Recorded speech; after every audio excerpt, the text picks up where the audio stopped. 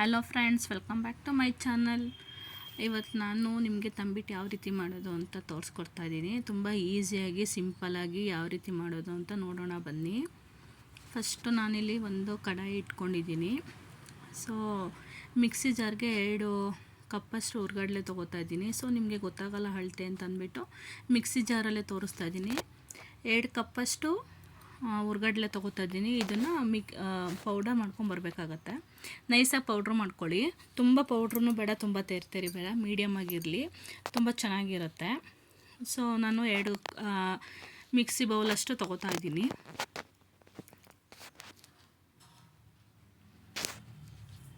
ನೋಡಿರಿ, ಈಗ ಅದನ್ನು ಪೌಡರ್ ಮಾಡ್ಕೊಂಬಂದಿದ್ದೀನಿ. ಸೊ ಈ ರೀತಿ ಇದ್ದರೆ ಸಾಕು. ತಂಬಿಟ್ಟಿಗೆ ತುಂಬ ಚೆನ್ನಾಗಿರುತ್ತೆ, ಸಖತ್ತಾಗೂ ಇರುತ್ತೆ ಟೇಸ್ಟು. ಸೊ ಮತ್ತು ಈಗ ನಾನು ಕಡಲೆಕಾಯಿ ಬೀಜ ತೊಗೋತಾ ಇದ್ದೀನಿ. 1/4 kg ಅಷ್ಟು. ಅರ್ಧ kg ಅಷ್ಟು ಹುರ್ಗಡ್ಲೆ ತೊಗೊಂಡಿದ್ದೀನಿ. 1/4 kg ನಿಮಗೆ ಅಳತೆ ಗೊತ್ತಾಗಲಿ ಅಂದ್ಬಿಟ್ಟು ನಾನು ಎಗೇನ್ ಮತ್ತೆ ಗ್ಲಾಸಲ್ಲಿ ಹಾಕಿ ತೋರಿಸ್ತಾ ಇದ್ದೀನಿ ಎಷ್ಟು ತೊಗೋಬೇಕು ಪ್ರಮಾಣ ಅಂತಂದ್ಬಿಟ್ಟು. 2 ಗ್ಲಾಸಷ್ಟು ಹುರ್ಗಡ್ಲೆ ತೊಗೊಂಡಿರೋದಕ್ಕೆ 1 ಗ್ಲಾಸ್ಗಿಂತ ಸ್ವಲ್ಪ ಜಾಸ್ತಿ ನಾನು ಕಡಲೆಕಾಯಿ ಬೀಜ ತೊಗೊತಾ ಇದ್ದೀನಿ. ಸೊ ಇದನ್ನು ಫುಲ್ಲು ಬ್ರೌನ್ ಆಗೋ ತನಕ ಹುರ್ಕೋಬೇಕಾಗತ್ತೆ. ಚೆನ್ನಾಗಿ ಹುರ್ಕೋಬೇಕು, ಬಟ್ ಸ್ಲೋ ಫ್ಲೇಮಲ್ಲೇ ಇಟ್ಕೊಂಡು ಹುರ್ಕೊಳ್ಳಿ, ಇಲ್ಲಾಂದರೆ ಸೀದೋಗ್ಬಿಡುತ್ತೆ. ಕೈ ಆಡಿಸ್ತಾನೆ ಇರಬೇಕು ಅವಾಗ. ಸೊ ಒಂದು ಕಡೆ ನಾನು ಬೆಲ್ಲನ ಪಾಕ ಮಾಡ್ಕೋತಾ ಇದ್ದೀನಿ. ಪಾಕನೂ ಇರಬಾರ್ದು ಇದು, ಮತ್ತು ಗಟ್ಟಿಗೂ ಆಗಬಾರ್ದು. ಜಸ್ಟ್ ಅದು ಕರಗಿದ್ರೆ ಸಾಕು. ಕರಗಿ ಸ್ವಲ್ಪ ಒಂಚೂರು ಕುದ್ರೆ ಸಾಕು, ಅಷ್ಟಾದರೆ ಸಾಕಾಗತ್ತೆ. ಒಂದು ಚಿಕ್ಕ ಗ್ಲಾಸು ಕಾಫಿ ಕುಡಿತೀವಲ್ಲ, ಸ್ಮಾಲ್ ಕಪ್ಪು, ಅದರಲ್ಲಿ ನಾವು ನೀರನ್ನ ಅಳತೆ ತೊಗೋತಾ ಇದ್ದೀವಿ. ಸೊ ನೋಡಿ, ಈ ಕಪ್ಪಲ್ಲಿ ಅಳತೆ ತೋರಿಸ್ತಾ ಇದ್ದೀನಿ ನಾನು ನಿಮಗೆ. ಬೆಲ್ಲ ಕರಗೋದಕ್ಕೋಸ್ಕರ ಅಷ್ಟೇ. ನಾನು 1 ಉಂಡೆ ಅಷ್ಟು ಬೆಲ್ಲ ತೊಗೊಂಡಿದ್ದೀನಿ. ಯಾಕಂದರೆ 3/4 kg ಅಷ್ಟು ಕಡಲೆಕಾಯಿ ಬೀಜ ಮತ್ತು ಹುರ್ಗಡ್ಲೆ ತೊಗೊಂಡಿರೋದ್ರಿಂದ 1 ಉಂಡೆ ಬೆಲ್ಲ ಸಾಕಾಗುತ್ತೆ ಸ್ವೀಟ್ಗೋಸ್ಕರ. ಸ್ವಲ್ಪ ಜಾಸ್ತಿ ಇದ್ದರೂ ಓಕೆ, ಕಮ್ಮಿ ಆಗಿಬಿಟ್ರೆ ಮತ್ತೆ ಪಾಕ ಮಾಡಿಕೊಂಡು ತೊಗೋಬೇಕಾಗತ್ತೆ.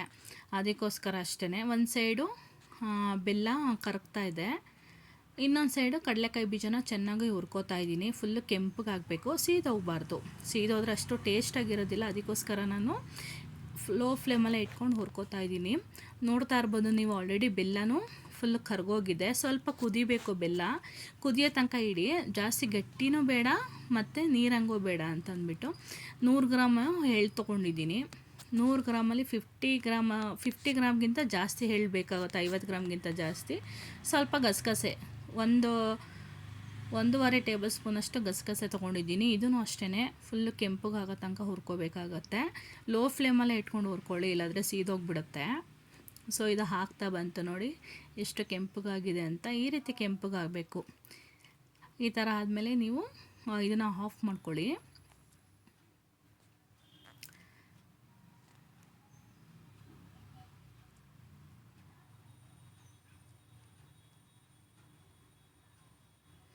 ಮತ್ತು ಇವಾಗ ನಾನು ಒಂದು 5 ಏಲಕ್ಕಿ ತೊಗೊಂಡಿದ್ದೀನಿ ಪೌಡರ್ ಮಾಡ್ಕೊಳ್ಳೋದಕ್ಕೋಸ್ಕರ. ಸೊ ಸ್ವಲ್ಪ ಎಳ್ಳನ್ನು ಹುರ್ಗಡ್ಲೆಗೆ ಹಾಕ್ಕೊಂಡಿದ್ದೀನಿ. ಸ್ವಲ್ಪ ಎಳ್ಳು ಪೌಡ್ರ್ ಮಾಡ್ಕೊಳ್ಳೋಕೆ ಹಾಕೋತಾ ಇದ್ದೀನಿ. ಮತ್ತು ಕಡಲೆಕಾಯಿ ಬೀಜನೂ ಅಷ್ಟೇ, ಸಿಪ್ಪೆ ಎಲ್ಲ ತೆಗೆದು ನೀಟಾಗಿ ಎಲ್ಲ ಮಾಡಿ ಇಟ್ಕೊಂಡಿದ್ದೀನಿ. ಸ್ವಲ್ಪ ಕಡಲೆಕಾಯಿ ಬೀಜ ಪೌಡ್ರ್ ಮಾಡ್ಕೊಳ್ಳೋದಕ್ಕೆ ಅಂತ ಅಂದ್ಬಿಟ್ಟು ಇನ್ನೊಂದು ಸ್ವಲ್ಪ ಮಾಮೂಲಿ ತಂಬಿಟ್ಟಿಗೆ ಹಾಕೋತಾ ಇದ್ದೀನಿ. ಕಡಲೆಕಾಯಿ ಬೀಜ ಸಿಕ್ಕಿದ್ರೆ ಟೇಸ್ಟ್ ಬರೋದು. ಮತ್ತು 1 ಉಂಡೆ ಅಷ್ಟು ಕೊಬ್ಬರಿ ತೊಗೊಂಡಿದ್ದೀನಿ. ಕೊಬ್ಬರಿನ ತುರ್ಕೋಬೇಕಾಗತ್ತೆ.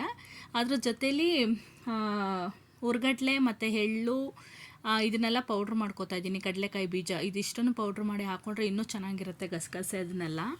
ಮತ್ತು ಸ್ವಲ್ಪ ಕಾಯಿನ ಸಣ್ಣಕ್ಕೆ ಪೀಸ್ ಮಾಡ್ಕೊಂಬನ್ನಿ, ಯಾಕಂದರೆ ಅದು ಸ್ವಲ್ಪ ಬಾಯಿಗೆ ಸಿಗ್ತಾಯಿದ್ರೆ ರುಚಿಯಾಗಿರುತ್ತೆ ಅನ್ನೋದಕ್ಕೋಸ್ಕರ ಅಷ್ಟೇ. ನೋಡಿ, ಇದನ್ನೆಲ್ಲ ನೀಟಾಗಿ ಮಿಕ್ಸಪ್ ಮಾಡ್ಕೊಳ್ಳಿ.